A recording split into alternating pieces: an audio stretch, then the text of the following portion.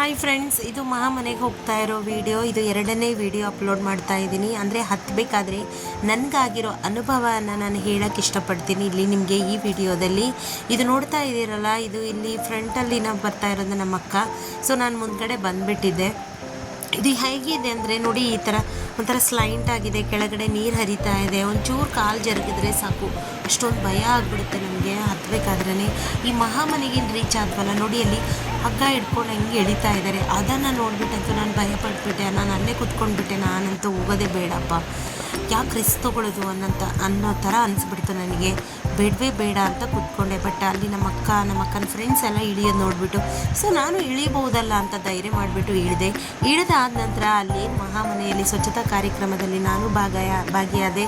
ಅಲ್ಲಿ ಮಣ್ಣೆ ಎತ್ತಕ್ಕೋದಾಗಲಿ ನನಗೆ ತುಂಬ ಅಂದರೆ ತುಂಬ ಖುಷಿ ಕೊಡ್ತು ಫ್ರೆಂಡ್ಸ್. ಅಲ್ಲೆಲ್ಲ ಎಷ್ಟು ಒಗ್ಗಟ್ಟಿನಿಂದ ಕೆಲಸ ಮಾಡ್ತಾಯಿದ್ರು ಅಂದರೆ, ಆ ಒಂದು ಗುಹೆಯಲ್ಲಿ ಹೋಗೋದೇ ಒಂದು ದೊಡ್ಡ ಸಾಧನೆ, ಒಂದು ಸಾಧನೆ ಅನ್ನೋದಕ್ಕಿಂತ ಸಾಹಸ ಅಂತ ಹೇಳೋಕ್ಕೆ ಇಷ್ಟಪಡ್ತೀನಿ.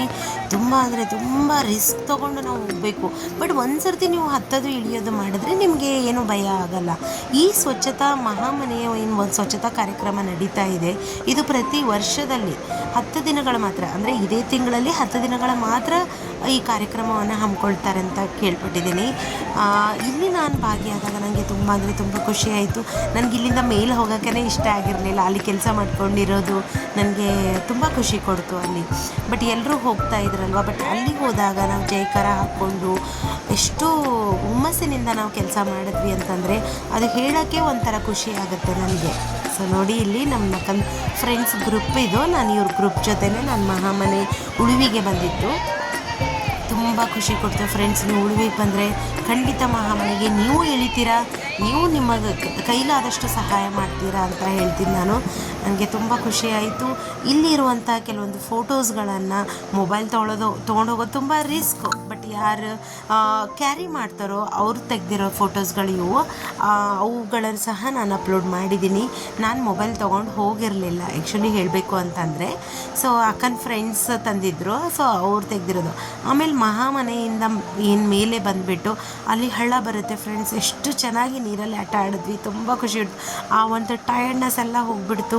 ನೀರಲ್ಲಿ ಆಡಿದ್ವಿ, ಲಿಂಗ ಪೂಜೆ ಮಾಡ್ಕೊಂಡ್ವಿ, ಒಂಥರ ಡಿಫ್ರೆಂಟಾಗಿ ಏನೋ ಯೂನಿಕಾಗಿ ಒಂಥರ ಥಿಂಕ್ ಮಾಡಿದ್ವಿ.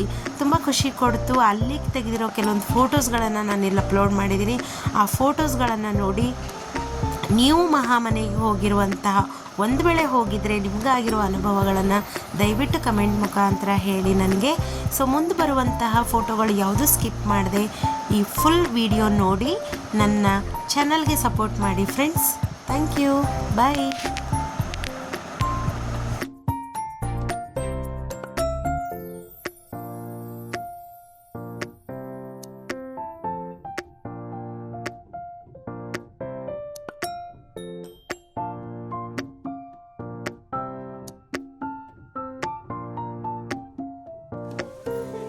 ಮಹಾಮನೆಯಿಂದ ಕೆಲಸ ಮಾಡಿ ನೀರಲ್ಲಿ ಆಟ ಆಡಿಕೊಂಡು ಅಲ್ಲಿ ಭಕ್ತಜನರಿಗೆ ಊಟದ ವ್ಯವಸ್ಥೆ ಮಾಡಿರ್ತಾರೆ ಫ್ರೆಂಡ್ಸ್.